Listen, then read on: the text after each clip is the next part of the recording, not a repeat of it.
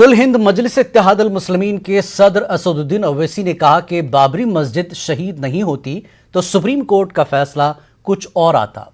उन्होंने कहा कि बाबरी मस्जिद को बीजेपी और संघ परिवार ने 6 दिसंबर 1992 को शहीद किया। ओवैसी ने कहा कि मुल्क भर में एमआईएम अपना परचम लहराएगी।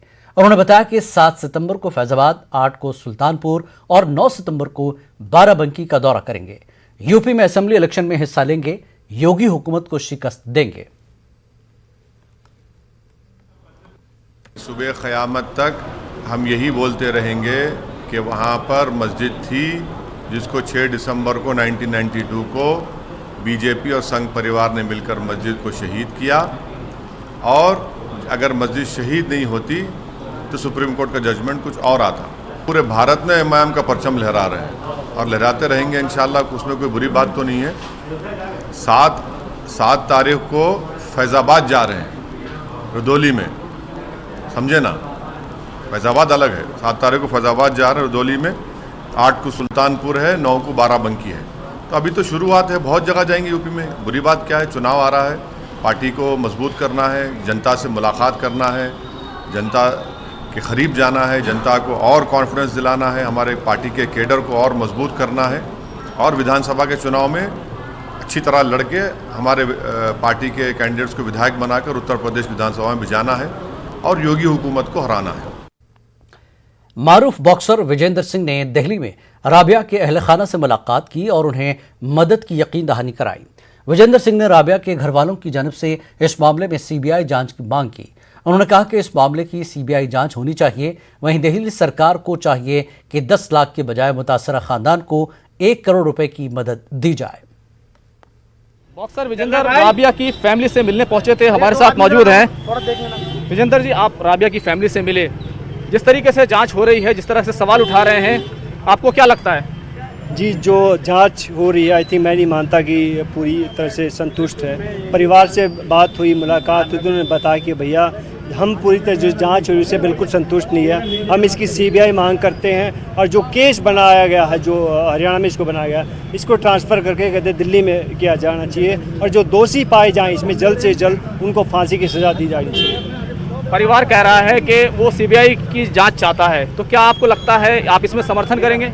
जी बिल्कुल, मैं तो चाहता हूँ कि इसका के दूध का दूध और पानी का पानी हो, दोबारा किसी लड़की के साथ इस तरह का दुर्व्यवहार ना हो, और पूरे जो इसमें अभियुक्त हैं, जो लड़के या लड़कियाँ जो भी इसमें इन्वॉल्व हैं, उनको कहते हैं कि ऐसी सज़ा मिलनी चाहिए कि दोबारा इस तरह कोई केस ना हो पूरे दिल्ली में। अभी तक हमने देखा जो राज्य सरकार है, दिल्ली सरकार, उसकी तरफ से 10 लाख रुपए के मुआवजे का, मदद का ऐलान किया गया है। जी देखिए, आप किसी की जान को कहते पैसे से नहीं तोल सकते, लेकिन कहते जो एक लड़की जो कहते पूरे परिवार के लिए कहते कि जॉब करती थी, पूरे परिवार का पालन पोषण करती थी, अपने घर का किराया देती थी, माँ बाप का ध्यान रखती थी, उसके लिए आप 10 लाख रुपए की रकम, और कहते कि जो दूसरे बड़े बड़े केस हुए उनको कहते हैं कि मीडिया बटोरने के लिए आप बड़ी बड़ी धनराशियाँ लुटाते हैं। तो वह कहते हैं आप किसी जान को कहते पैसे नहीं तोल सकते, लेकिन 10 लाख रुपये बहुत कम रकम है, कम से कम 1 करोड़ रुपये कहते परिवार को मिलना चाहिए। आप अपनी बात हमेशा उठाते रहे हैं। अभी जिस तरीके से एक राजनीतिक खामोशी दिखाई दे रही है, आप लोग तो यहाँ हैं, लेकिन बहुत सारी पार्टियाँ, बहुत सारे राजनेता इस मामले पर खामोश हैं। देखिए, हम ना तो हम केंद्र सरकार में हैं, ना हम राज्य सरकार में। हमारा काम सिर्फ कहते हैं कि जो गरीबों के साथ जो अन्याय हो रहा है उसके साथ खड़े होना, और हम पहले भी खड़े थे, अब भी खड़े हैं और आगे भी खड़े रहेंगे। हम चाहेंगे कि राबिया को न्याय मिले, और जो बड़े बड़े कहते हैं, जो बातें करते हैं कि बेटी बचाओ बेटी पढ़ाओ, वो लोग अभी तक ना आपके मेंबर ऑफ पार्लियामेंट यहाँ है, ना कोई मंत्री आया है, ना कहते कि राज्य सरकार से कोई इन परिवार से मिलने आया। तो मैं चाहूँगा कि जल्द से जल्द परिवार से अपना कहते दुख बांटने के लिए यहाँ आए और उनके साथ कहते कि मुआवजे की मांग की जाए। तो सीधे तौर पर सीबीआई जांच की मांग का समर्थन हो चुका है। और बड़ी बात यह है कि इस पूरे मामले में विजेंद्र चाहते हैं, जिस तरीके से 10 लाख रुपए का मुआवजा दिया गया, वो चाहते हैं कि कम से कम 1 करोड़ रुपए का इसमें मुआवजा मिलना चाहिए, मदद मिलनी चाहिए। कैमरामैन फिरोज मारी के साथ खुर्रम शहजाद, न्यूज़ 18 दिल्ली। यूपी में 500 से ज्यादा इमदाद याफ्ता दीनी मदारिस के कानूनी जवाब पर इलाहाबाद हाई कोर्ट ने सवाल उठाए हैं। इलाहाबाद हाई कोर्ट ने रियासती हुकूमत से सवाल किया कि क्या एक सेकुलर रियासत में मजहबी इदारों को सरकारी इमदाद दी जा सकती है। अदालत ने रियासती हुकूमत से यह अहम सवाल भी किया है कि क्या सरकारी इमदाद याफ्ता दीनी मदारिस में खवातीन की तालीम का भी इंतजाम है। अदालत ने दीनी मदारिस में खेल का मैदान और दीगर जरूरी सहूलियात पर भी रियासती हुकूमत से जवाब तलब किया है। वज़ीर की रियासत के मदरसा इस्लामिया फैजुल उलूम ने हाई कोर्ट में इमदाद याफ्ता मदारिस को मिलने वाली सरकारी सहूलियात हासिल करने के लिए अदालत से रुजू किया था। जस्टिस अजय भनोट की बेंच में मामले की समाअत हुई। इस मामले की मजीद समाअत आइंदा 6 अक्टूबर को होगी।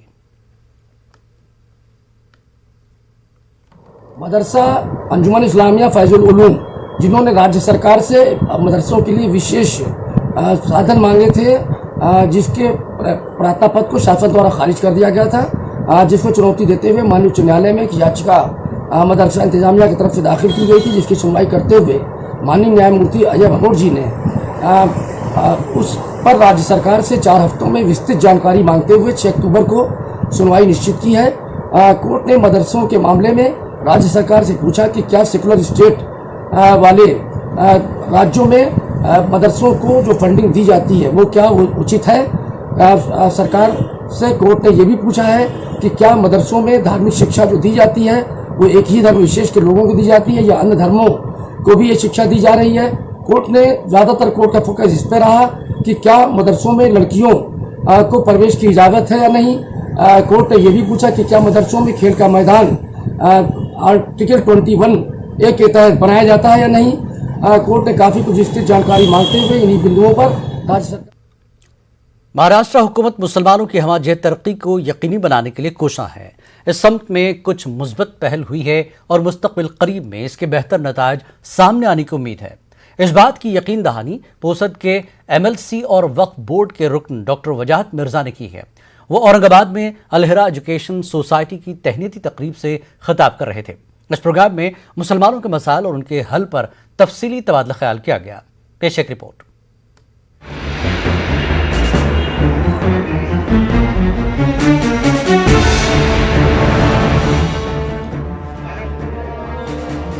इकरा उर्दू हाई स्कूल के अशफाक अहमद हॉल में मुनक़िदा इस तहनीती इजलास में पोसद के MLC और वक्फ बोर्ड के मेंबर डॉक्टर वजाहत मिर्ज़ा का पुरतपाक इस्तकबाल किया गया। इस मौके पर शहर के अकाबरीन ने ज़िंदगी के मुख्तलिफ शोबेजात में मुसलमानों की पसमानदगी के असबाब और हुकूमत की पॉलिसी पर तफसीली रोशनी डाली। इजलास में तालीम, मुलाजमत, मुसाबकती इम्तहानात और रियासती व मरकजी हुकूमत की पॉलिसियों का भी जायजा लिया गया। मीडिया से बातचीत में डॉक्टर वजाहत मिर्ज़ा ने मुसलमानों के तमाम मसाइल के हल के लिए संजीदा पहल करने की यकीन दहानी कराई।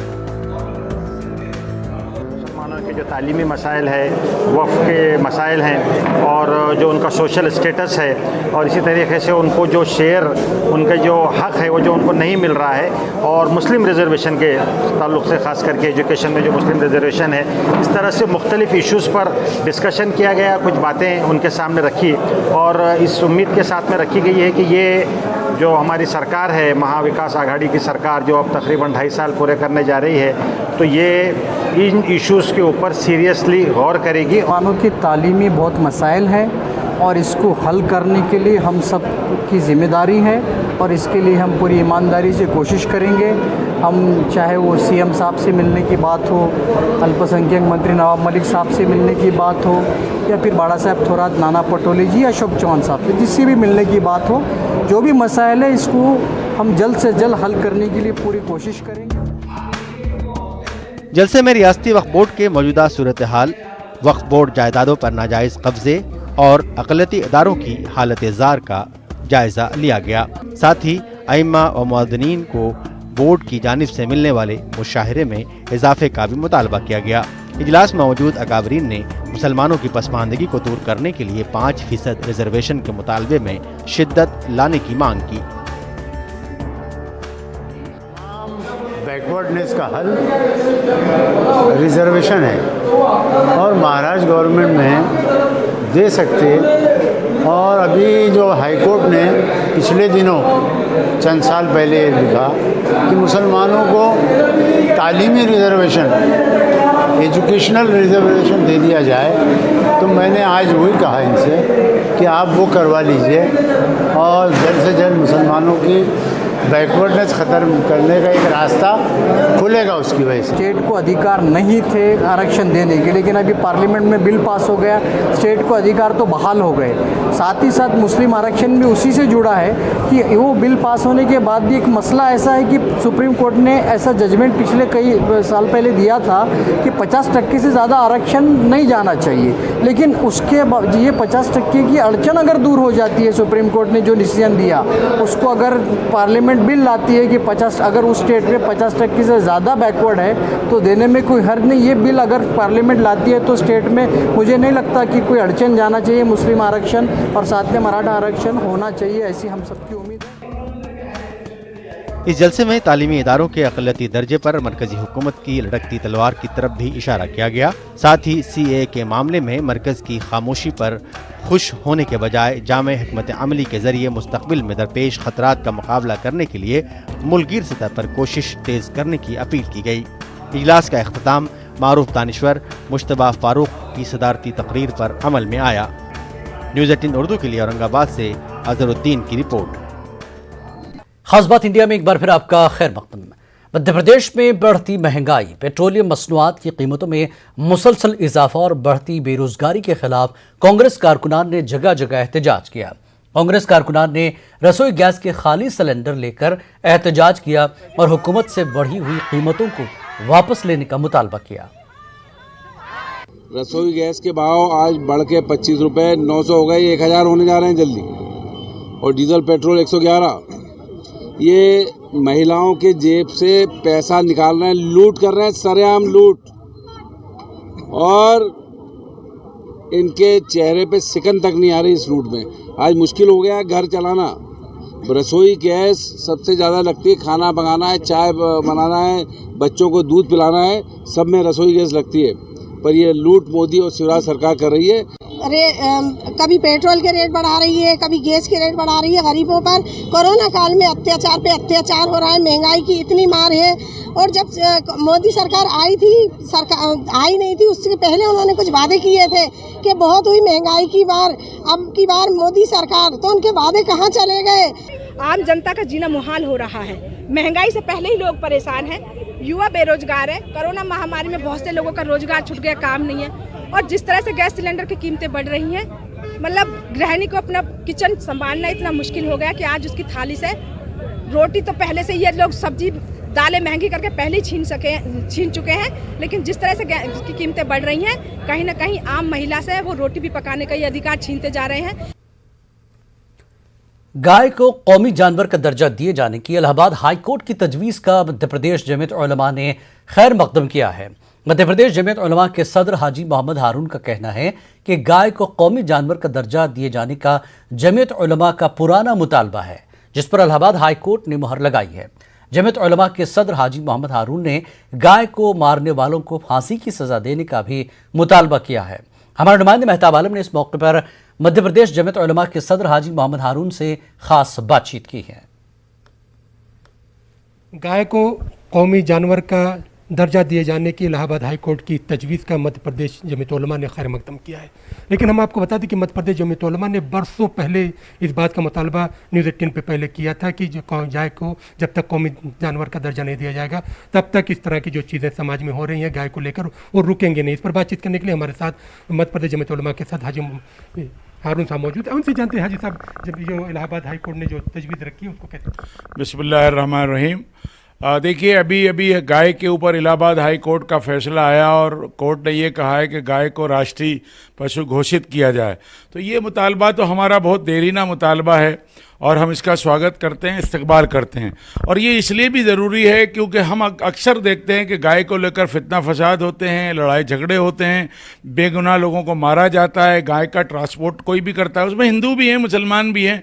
कई मरतबा ऐसा हुआ है कि फ़िरका परस्त लोगों ने हिंदुओं की गाड़ियों को भी मारा है, हिंदुओं को भी कत्ल किया है, फेंका है, नदियों में कूदे हैं लोग, और अक्सर फसादात हो जाते हैं। तो हम एक बार फिर इस फैसले की तायीद करते हैं, हिमायत करते हैं और भारत सरकार के से मुतालबा इस घोषित करने के साथ साथ और मुतालबात मेरे हैं, मैं पहले भी कर चुका हूं, उनको फिर से दोहराता हूं। क्या मुतालबा है आपका? जी, नंबर 1 तो मेरा ये है कि गाय के बेचने पर मुकम्मल पाबंदी हो, क्योंकि गाय का लोग जो है दूध इस्तेमाल करते हैं और जब वो गाय बूढ़ी हो जाती है तो उसको कौड़ियों के दाम पर बेच देते हैं। तो मेरा ये कहना है कि गाय को जो भी पालता है उसके अंतिम संस्कार तक उसको अपने पास रखना चाहिए और उसके बेचने पर मुकम्मल पाबंदी होना चाहिए। अगर जो भी बेचता है तो माता, गाय माता का एक तरफ आप डिक्लेयर कर रहे हैं तो माता को बेचने पर सजाए मौत का ऐलान होना चाहिए। सजाए मौत का ऐलान, ये मैं बहुत मजबूती के साथ ये बात कह रहा हूं, अगर आपको गाय मुल्क से मोहब्बत है तो ये ऐलान कर दीजिए कि गाय के हत्या करने पर और गाय के बेचने पर, खाली हत्या पे नहीं, गाय के बेचने पर सजाए मौत का ऐलान करिए और अंतिम संस्कार तक वो आदमी रखे। गौशालाएं बनती हैं, करोड़ों रुपए का बजट उसमें होता है, लेकिन हम देखते हैं कि सड़कों पर गाय मारी मारी फिर रही हैं। आज भोपाल में भी आप देखें बेशुमार गायें सड़कों पर मारी मारी फिर रही हैं और गौशालाएं पैसे लेती हैं, खर्चा लेती हैं, लेकिन गाय को पालती नहीं है, उनको चारा नहीं खिलाती और उनको छोड़ देती हैं आवारा। तो इस पर गौशालाओं पर निगरानी होना चाहिए, सख्त निगरानी होना चाहिए।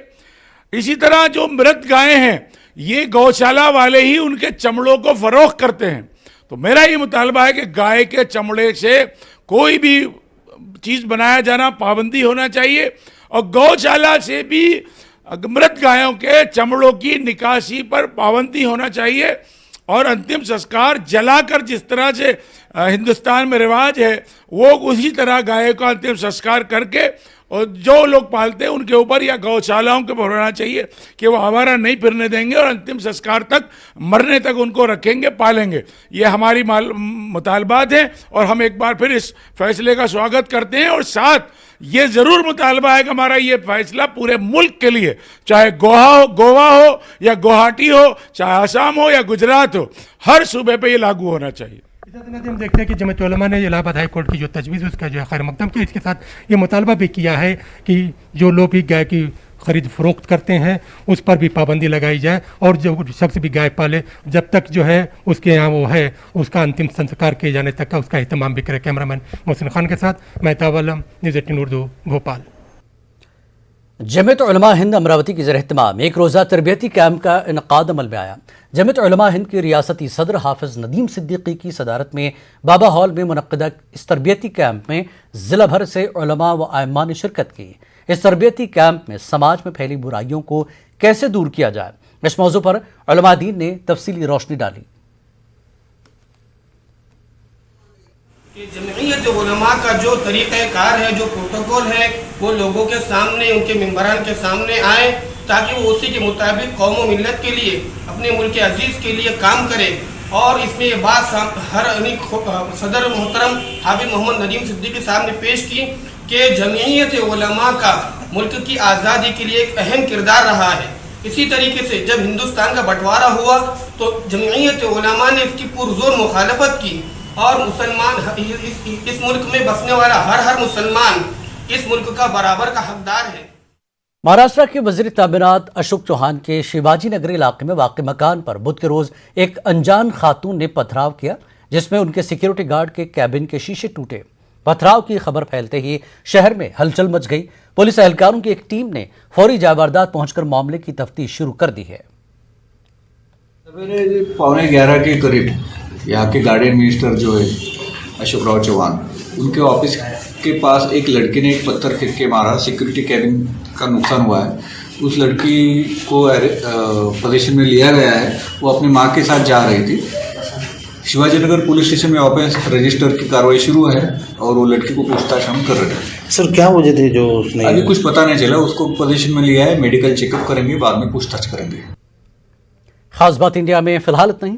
आदाब।